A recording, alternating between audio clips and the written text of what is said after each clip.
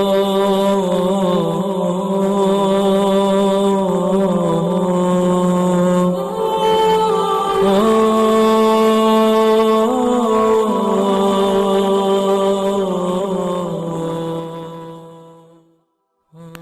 اللہ الرحمن الرحیم۔ تمام ناظرین اور سامعین کو حسنین خان کا خلوص بھرا سلام۔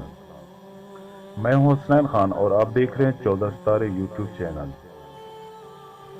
ایران کا بادشاہ بہت دنوں سے پریشان تھا۔ یوں تو ہر طرف خوشحالی کا دور تھا، مگر بادشاہ کی پریشانی کی وجہ اس کی اکلوتی بیٹی تھی۔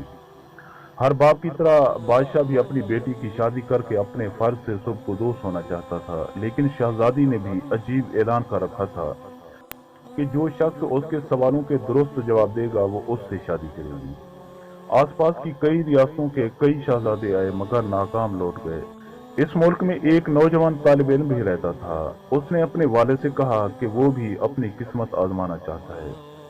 نوجوان کے والد استاد تھے اور کئی برسوں سے لوگوں میں علم کی روشنی بانٹ رہے تھے۔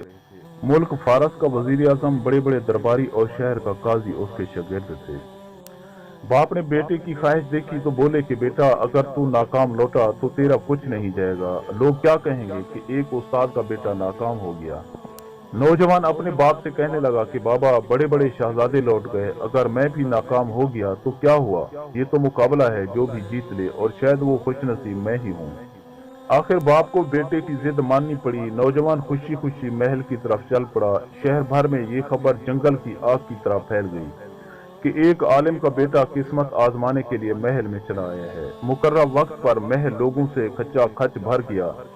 بادشاہ تخت پر بیٹھا تھا، ملکہ عالیہ بھی محل میں موجود تھی، وزیر، امیر، درباری اور عوام و ناس سب دربار میں موجود تھے۔ آخر شہزادی نے اپنا پہلا سوال کر دیا۔ اس نے شہادت کی انگلی فضا میں بلند کی۔ نوجوان نے کچھ دیر توقف کیا اور پھر شہادت والی انگلی کے ساتھ والی انگلی بھی فضا میں بلند کی۔ یہ دیکھ کر شہزادی مسکرا اٹھی اور ملکہ عالیہ بولی کہ شاباش اے نوجوان، تم پہلا مرحلہ کامیابی سے طے کر گئے ہو۔ دوسرے سوال کے لیے شہزادی کرسی سے اٹھی اور ہاتھ میں تلوار لے کر ہوا میں چلانے لگی۔ کچھ دیر کے بعد وہ دوبارہ اپنی نشست پر آ کر بیٹھ گئی۔ بادشاہ سمیت ہر درباری کی نظر نوجوان پر تھی۔ نوجوان کھڑا ہوا اور اپنی جیب سے قلم نکال کر فضا میں بلند کر دیا۔ شاباش اے نوجوان، ہم خوش ہوئے، یہ جواب بھی درست ہے۔ ملکہ عالیہ کی آواز دربار میں ابھری۔ اسی کے ساتھ دربار مبارک ہو کی آواز سے گونج اٹھا۔ وہ سوالات کیا تھے، ان کے جوابات کیا تھے؟ اب ہر شخص اس پر غور کر رہا تھا کہ شہزادی نے کیا پوچھا اور نوجوان نے کیا جواب دیا۔ لوگوں کے لیے یہ ایک راز تھا۔ آخر شہزادی نے تیسرا سوال کر دیا۔ وہ تیزی سے سیڑھیاں اتری اور تیزی سے سیڑھیاں چڑھ کر دوبارہ اپنی نشست پر بیٹھ گئی۔ یہ بڑا عجیب و غریب سوال تھا۔ ہر طرف خاموشی تھی، لوگوں کی سانسیں رکی ہوئی تھی۔ اب تو نوجوان کے ہاتھ پاؤں ٹھنڈے ہوئے جا رہے تھے۔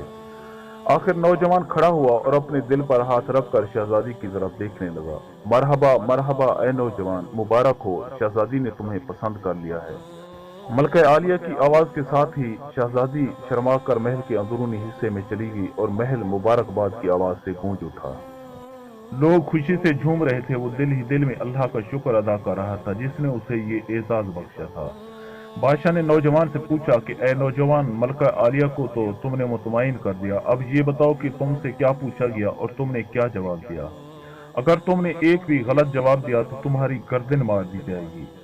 نوجوان پر اعتماد انداز میں کھڑا ہوا اور بولا کہ بادشاہ سلامت۔ شہزادی نے ایک انگلی کھڑی کر کے پوچھا کہ تم کیا اللہ کو ایک مانتے ہو؟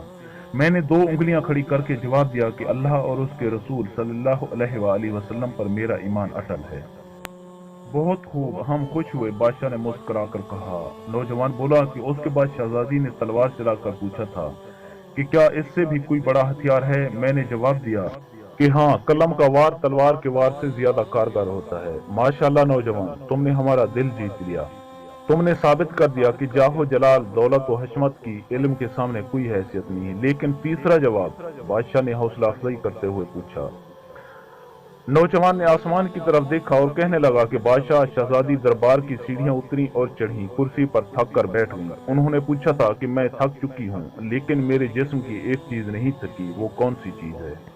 میں نے جواب دیا کہ دل، یہ پیدائش سے لے کر موت تک بغیر تھکے دھڑکتا رہتا ہے۔ بادشاہ نے نوجوان کو پاس بلا کر گلے سے لگا لیا اور کہا کہ اے لوگو، गवाह रहना, मैंने हकदार का हक अदा कर दिया। मेरी बेटी ऐसे नौजवान की बीवी बन रही है जिसके पास इल्म की दौलत है, जिसे कोई नहीं चुरा सकता और ना कोई कम कर सकता है। बादशाह ने उसी वक्त खुशी खुशी उस नौजवान और शहजादी की शादी तय कर दी। प्यारे दोस्तों, मैं उम्मीद करता हूं कि आपको मेरी ये वीडियो अच्छी लगी हो। अगर आपको मेरी ये वीडियो अच्छी लगे तो प्लीज़ आप मेरे चैनल को सब्सक्राइब और इस वीडियो को लाइक ज़रूर कीजिए, और इस वीडियो को अपने दोस्तों के साथ भी ज़रूर शेयर करें। हो सकता है कि इस वाक़ये से किसी को अच्छा सबक हासिल हो और आपका एक शेयर आपके लिए बायस सवाब बन जाए।